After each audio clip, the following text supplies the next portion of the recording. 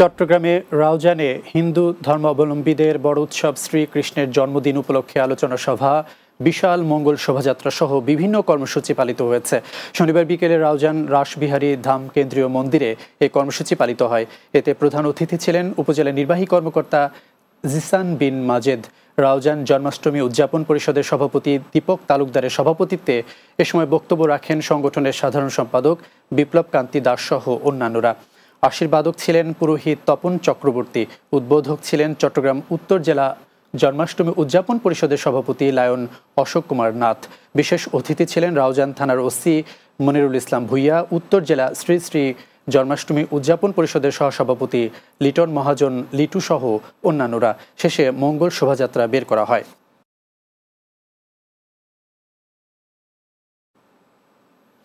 চট্টগ্রামে শ্রী শ্রী জন্মাষ্টমী উপলক্ষে আলোচনা সভা অনুষ্ঠিত হয়েছে। বিকেলে নগরীর থিয়েটার ইনস্টিটিউট প্রাঙ্গণে জন্মাষ্টমী উদযাপন পরিষদ এই সভার আয়োজন করে। এতে প্রধান অতিথি ছিলেন city mayor doctor Shahadat Hossain. প্রকৌশলী প্রবাল রক্ষিতের সভাপতিত্বে এ সময় উপস্থিত ছিলেন সহকারী ভারতীয় হাইকমিশনার চট্টগ্রাম ডক্টর রাজীব রঞ্জন, সাবেক সংসদ সদস্য রুমিন ফারহান, চট্টগ্রাম সিটি কর্পোরেশনের প্রধান নির্বাহী কর্মকর্তা শেখ মোহাম্মদ তৌহিদুল ইসলাম, অতিরিক্ত বিভাগীয় কমিশনার শারমিন জাহান, উপ পুলিশ কমিশনার আলমগীর হোসেন ও ছাত্রদল নেতা সৌরভপ্রিয় পাল সহ অন্যান্যরা।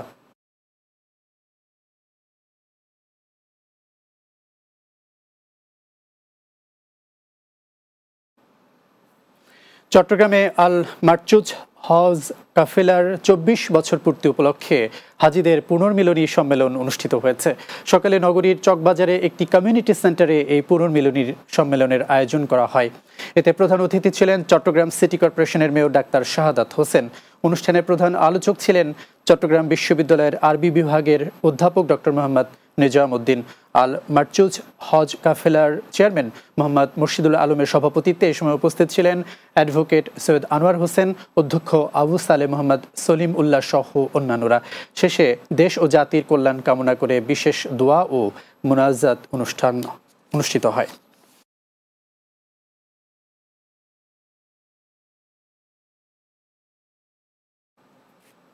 রাতের বাংলায় নিচ্ছে আরও একটি বিরতি। ফিরছি কিছুক্ষণ পর, সাথেই থাকুন।